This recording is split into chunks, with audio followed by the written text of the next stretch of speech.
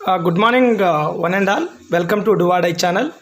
దాదాపుగా TS JPS సంబంధించి ఏదైతే Telangana state junior panchayat secretary వివాద విషయం మాదిరిగా అనిపించిందో అది దాదాపు కొలిక్కి వచ్చినట్టు అర్థమైపోయింది.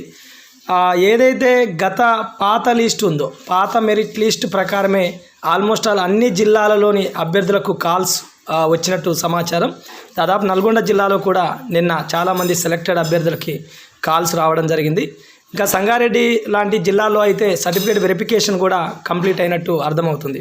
సో ఇక కొత్త నోటిఫికేషన్ అనే పదంకి ఈ పాత మెరిట్ లిస్ట్ అనే పదానికి మధ్య జరిగినటువంటి కొంత సందిగ్ధత ఉన్నటువంటి ఆ వివాదం దాదాపు సమసిపోయినట్టుగా చెప్పుకోవచ్చు. పాత మెరిట్ లిస్ట్ ప్రకారమే ఈ నోటిఫికేషన్ని భర్తీ చేస్తున్నట్టుగా ఒక స్పష్టత అయితే వచ్చినట్టు అనిపిస్తుంది.